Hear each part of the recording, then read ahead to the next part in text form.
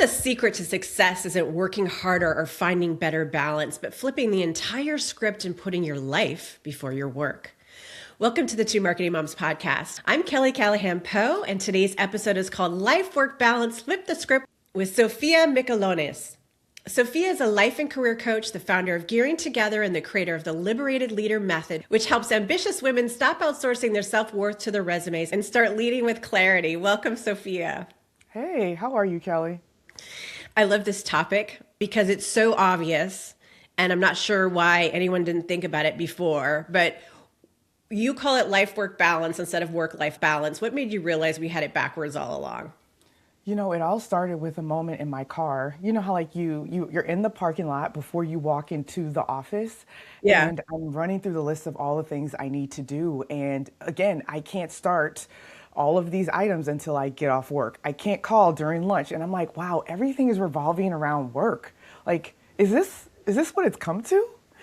Like, I've been creating a life centered by work by default, like rest, even my relationships, even laughter, everything is after work. And I thought, man, life, all these other things are more fun. That should be the foundation. That should be where it starts. And I really believe that when women lead with life first, their boundaries make sense. Their energy becomes non-negotiable. And that's where sustainable pace, sustainable leadership, it actually begins. So what do you mean by leading with life first? So I know that's a tough question, right? I'm laughing, but it's like I'm Generation X. I'm not used to that. I mean, of course, I would love to be able to do that. Yeah, so basically what we're doing is we're working 24 hours around the clock to answer emails, you know, to make sure that decks are complete, to make sure that employees have, you know, a good manager that has an open door policy. But what happens when you start with filling your cup first, right? So that's what I mean by it, because often if we don't fill our cup, everybody talks about like you can't pour from an empty cup, but unless you put things in your cup that actually energize you, so like starting with a pace day, easing into your day, or doing things that center you first, everything you do is like in reaction mode. So that's what I mean by living first, like starting with a pace morning, starting really enjoying that first cup of coffee instead of like me, I would have the Keurig machine programmed to my commute. So that way I could grab that cup and run out the door. And instead of doing that, let me wake up like 5 minutes earlier so that way I can actually enjoy my morning. I can start with gratitude. I can start with actually kind of like planning out how I want to approach the day with things that energize me. Like I want to talk to my friend during my commute. So let me send her a text. Hey, you know, are you out the door at the same time I am? So that way I can start my day with some laughs. You know, I can just start my day with things that really I enjoy, right? Versus the to-do list and everything that's clawing at me, asking for energy. What are the top barriers you see consistently showing up for high achieving women? Ooh, man. The top ones. Okay, the first one is that success equals sacrifice. In order to be successful, I have to sacrifice. And yes, I will give you that one. Sometimes you do have to make sacrifices, but all the time, 10 years of sacrifices, like at some point you do need to shift so that way it isn't always a sacrifice. And talking through that and redefining what success looks like based on your phase of life, that's critical. And that's something that takes a lot of a mindset shift, but also like approaching it and practicing it daily. So that's one. The second one I would say would be just invisible labor. There's so many things that we do that we don't even realize that we're doing it, but we do it in the name of leadership. And what do I mean? Like taking on like emotional and mental tasks that no one sees. Like, you know, that RACI chart, who's responsible, accountable, consultant, and informed. You're doing every single one, right? You're setting up the next meeting. You're asking the meeting organizer for an agenda because they forgot again. You're proofreading decks for junior associates who should know better at this point. You have an open door policy that, I mean, anyone can ping you at any time, and all of these things. Yes, it's leadership, but there's so many invisible pieces that not only are we not talking about, but we're not managing up. We're not saying, hey, you've actually been in this role for 3 months now. If you could give it a try first and then find me on Friday if you're still stuck, that would be great. Right? Like we have to manage up instead of just picking up the slack for everyone. And I mean that not only literally, but figuratively, picking up the slack, that the instant messenger Slack. Sometimes you answer every single ping for everyone. It's like, Yeah. no, I turn let, it off. I turn yes, it off and check it a couple times a day. yeah, let it go on red. So that way Same some with people email. can, yeah, do their own work. Yeah. Drives me nuts. Well, I'm going to follow up on a couple things that you said. You were talking about different sayings that are kind of mantras that are traps for women. So some other examples would be, winners never quit, work smarter, not harder. Why are all these sayings and mantras traps for women? You know what? Because they reward burnout. Like winners never quit. I mean, it sounds noble, but it actually keeps women stuck in misaligned jobs, toxic leadership roles, or even businesses that they have outgrown, all because quitting feels like failure. But there've been so many winners who have quit, and we call that retirement, right? Like think about Michael Jordan. He stepped away, he retired, and we say, wow, like Michael Jordan retired. No one says he quit the game. Like it's the words that we use and the way that we label it, right? Work smarter, not harder. Honestly, that's just a pretty way of saying do more with less support. Real leadership is knowing when to walk away, when to slow down, and when to stop proving your worth through pain. And that's not quitting. It's self-respect. I respect myself enough to go to bed on time. I'm not going to keep working these all-nighters because we have to get this to the finish line. Instead, I'm going to manage up. I'm going to communicate that the deadline is unreasonable. And honestly, we're making decisions from a full cup. I know who I am. I know what I'm capable of. I know that I'm accomplished. I know what I need to show up as my best self instead of scarcity. I got to do this because no one else will. I got to do this because I need this job. Like we have to look at it differently. That's why those mantras, they kind of eat me up because they shouldn't be mantras, you know? Yeah. Well, you talk about non-negotiables and boundaries. Can we dig in a little bit so we can talk about what are some examples of non-negotiables that make sense and boundaries, and also how do you make them stick? I know. Okay, so first, when people talk about boundaries, they often think about it from a defensive mode. They see a boundary as like a hard line in the sand. If you cross this line, there are going to be consequences. Or I'm so sick of this, I'm not doing it again. This is my boundary. But instead, I want you to think about what you value most. Do you value a good night's sleep? Is that how you show up as your best self? Do you value spending time with your friends or your family? That's what we want to protect, right? So I want us to draw a circle around these items. Because we are going to protect those things. And in doing that, we're going to set these boundaries that help us protect it. So let's just reframe the way that we look at it. And by doing that, it's easier to say, hey, I put in a solid 9 hours today. I'm going to log off and I'm going to approach it tomorrow with fresh eyes, right? Because I need to show up for not only myself during this commute, but for my family. Like it's an easier conversation.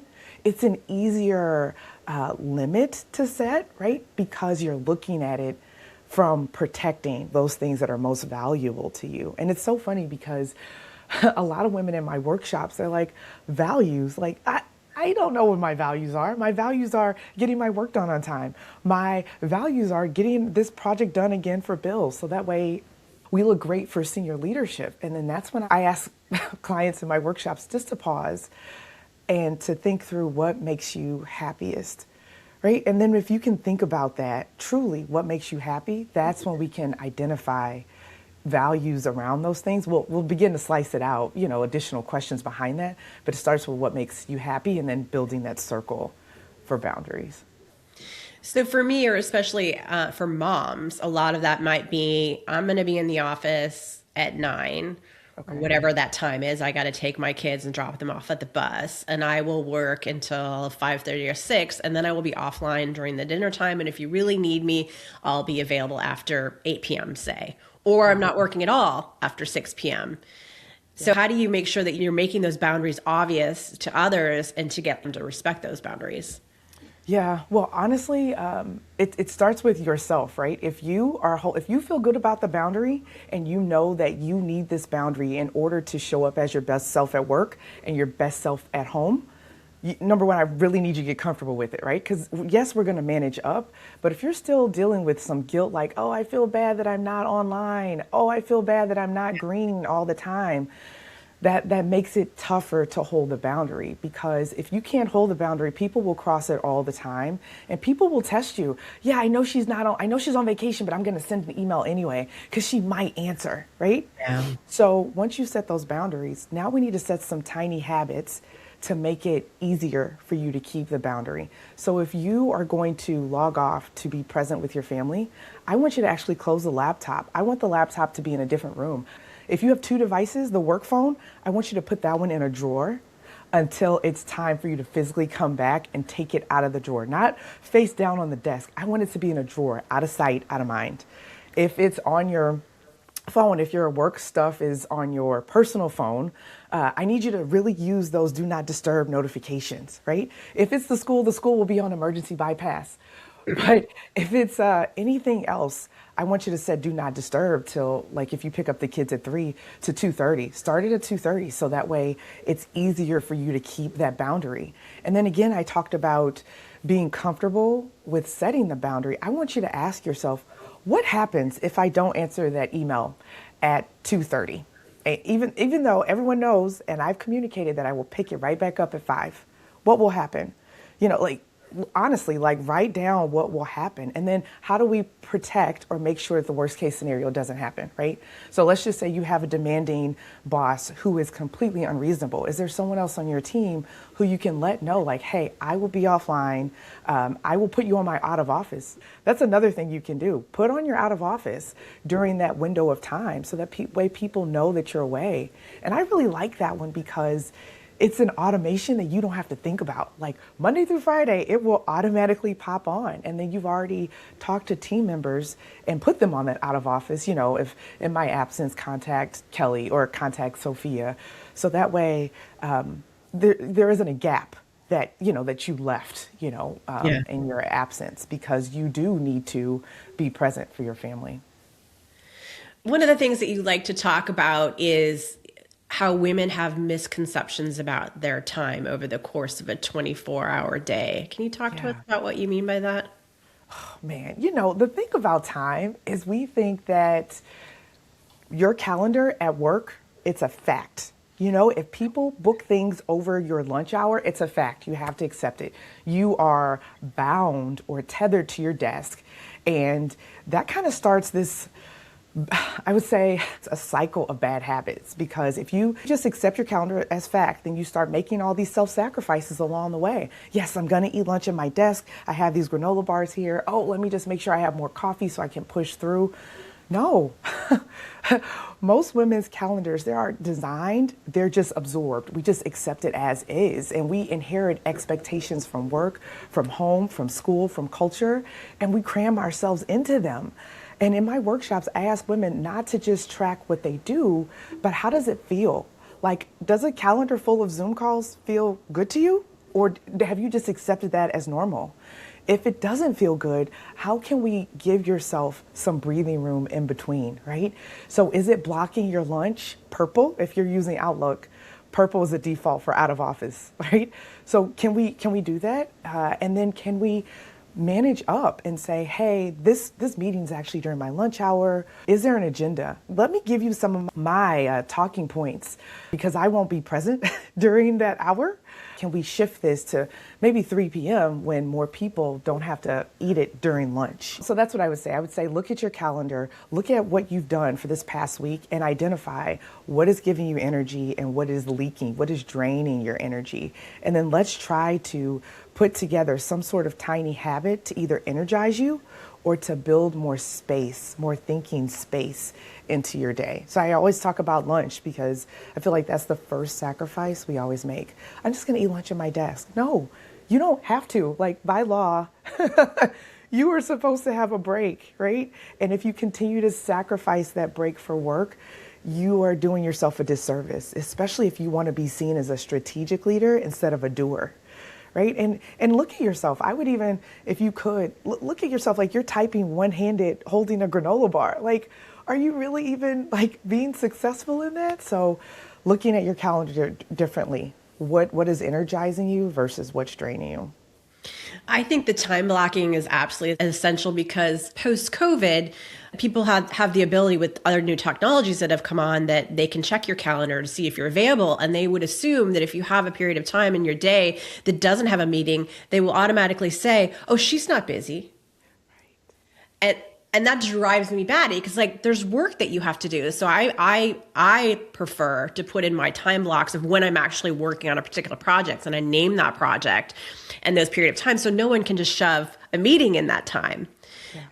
Otherwise, if your calendar looks like it's free, people will come in and take it. And I think that's a management problem. I think people need to realize that maybe there's certain periods of the day or certain days of the week where meetings should be allowed, but people do have to work. It's not just about the meetings. You're not like doing nothing if you don't have a meeting. Yeah, and you're absolutely right because then what happens is you take other people's requests during the day, right? People block up all your time and then you feel like you're stuck working at night because how else will you catch up? Yes. And this is what I'm talking about. It's a cycle. So until you break that cycle by setting this small habit, this light boundary, right?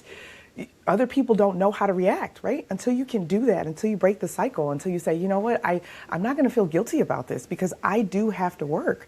I'm supposed to work 40 hours. How can I get this done in 40 hours if I'm putting out fires for other people? So I really like that hack that you mentioned.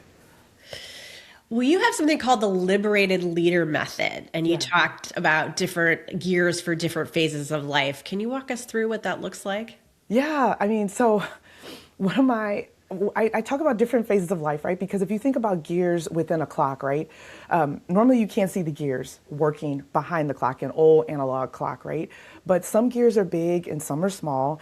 And some of those cogs, those little notches in between, some are moving fast and some are moving slow. And I feel like we always think that we need to be running at 100 miles per hour every day, all the time. And we need to find a way to give ourselves permission to slow down, give ourselves permission to think. And that's what my program does, right? So gear one is recharging. Take your foot off the gas and truly ask yourself, I talked about that calendar audit, but ask yourself like, what is giving me energy and what makes me happiest right now? Like, I'm not asking you to come up with a strategy, but just take a beat. Like while you sip your coffee, while you're waiting on your tea to brew, like, what do I really enjoy? And then once we can figure that out, then we can start tracking items throughout your week. That would be year two, which is reveal, looking through your week, like where am I starting to see those patterns of things that I like, right? Because there's so many invisible pieces of labor that we don't even realize that we're doing. Like, no, I don't want to proof this deck one more time for this junior associate. Maybe I need to figure out how to empower them. And again, I talked about sometimes it's the open door policy, or sometimes it's having that hard conversation. You've been doing this job for 3 months now. You should be comfortable. But hey, if you have questions, find me on Friday, right? So identifying those energy leaks and then reclaiming your energy. That's gear three, right? Like setting those soft boundaries, time blocking, but even refining asks. So that way you can give yourself space to work and to reactivate your voice. And then rising, we need to integrate just these small shifts in real ways. Yes, it's a messy week, but what is real leadership happens when you can manage in motion, right? And one of my favorite clients, Lindsay, because she was so stubborn. She was just like, Sophia, I don't have time for this, right? I just have to go, go, go. But through us just talking through it, like she realized that she was leading from gear three. She was setting all of her boundaries in defense mode without even realizing that, wait, I don't even know what I'm protecting. I don't even know why I need to set this boundary, right? Is it because I need time to think and to do my work in a silo? Or is it because I need time to just eat? Because I'm hangry, and that's how I've been lashing out at people, right? So by doing this, or even taking a beat to identify these items, you are giving yourself permission to slow down. And I think this is critical because often we look at HR, human resources, sometimes we look at our managers, we look at our peers to give ourselves permission. But I want you to look in the mirror first, right? Because you are leading yourself. You have the ability to choose. Everybody has different choices, different types of choices, but we all have the ability to choose how we show up. And that's where it starts. I want you to feel free. I want you to be leading from not a scarcity mindset, but like an abundance. I know to be my best self, I need to show up differently. How do you know it's time to shift gears? Is it burnout? Is it just not feeling good about what you're doing in the course of a day? Yeah, honestly, it's about it's about how do you feel at the end of the day? Do you truly have energy for the things that light you up? Right? And that's why I like to look at your week to see what are you doing. And if you feel like, yeah, I am, being a mom, but I'm so tired, right? Is that important to you? Does it make you does motherhood bring happiness? Let's start with what brings you happiness and how are you seeing those things throughout the week? Because burnout, honestly, it's a symptom of a larger problem, right? And sometimes burnout, it can show up in different ways. And in my world, burnout is it's when your energy is misaligned to your efforts, right? And sometimes your body will let you know because you get that involuntary eye twitch. You get those tight shoulders, right? You're just lashing out at people. You're just like, why can't anyone do anything, right? You're calling everyone around you an idiot, right? But it's about looking at yourself in the mirror, right? And understanding, am I showing up as my best self? And is this how I want to show up? And I always start by asking what makes you happiest. What are your values? Because sometimes we get energy from being, the person in charge at work, right? But how are you re-energizing yourself so that way you aren't making so many sacrifices, little sacrifices along the way? And a lot of them, some of them are just biological. How many times have you had back-to-back meetings and you're like trying to squeeze your bladder, like, okay, I can hold it. I can push through one more meeting, right? So that's what I'm saying. Like, That's not okay. Right. It's not necessarily like burnout, but it's like, what are you doing that's draining your energy? Like, and look at your biological needs. Like, hold on. Like, we should have bio breaks, scheduled bio breaks, Well, are there any final tips that you have for switching from work-life balance to life-work balance? I talked about it a little bit earlier about people say you can't pour from an empty cup, but I want you to examine what is in your cup because I was doing all the things. I climbed the ranks in finance. I was killing it. I had the promotions. But I was a jerk to my friends, a jerk to my spouse, and I was really rude and impatient with my kids. So yeah, my cup was full of all these deliverables and killing it with all these projects and processes, but I was pouring out what I had within me, which was I was pouring out more impatience. I was pouring out being judgmental. I was pouring out being rude. I was pouring out like all those things. So that's why this shift is necessary. So that way you can pour out a little laughter along the way, right? You can pour out a little bit of kindness along the way. Why? Because you ate. You actually had a meal during lunchtime. Why? Because you actually put movement into your day. So that way your shoulders aren't tight. Why? Because you actually talked to some of your peers and said, man, are we doing, yes, we received that deliverable from that team, but are we doing their work instead of what we're responsible for? So asking yourself those questions, because I really believe that if we lead ourselves better, we can lead our teams better, and then we can have better results along the way. So just weaving little tips, little ways to recharge yourself. It's critical, and it starts with ourselves. Well, thank you for sharing your insights today, Sophia. I'm going to have your contact information on the transcript on our website, twomarketingmoms.com. You can listen to this episode or watch it on Apple Podcasts, Spotify, YouTube, or on twomarketingmoms.com. Don't forget to subscribe and share. Thanks for joining.